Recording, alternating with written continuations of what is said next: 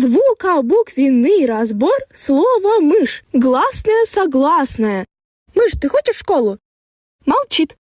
Молчание — знак согласия. Согласная. Звонкая или глухая? Ой, какая звонкая. Звонкая, очень звонкая. Твердая, мягкая. Мягкая. Парная, непарная. У меня одна мышь, значит непарная. Ударная, безударная. Конечно, безударная. А если будешь себя плохо вести, будешь ударная. Количество звуков и букв. Так, букв. 1, 2, 3, 4. 4. Звуков. Как у мышки в Новый год. И тебя сейчас тоже разберу.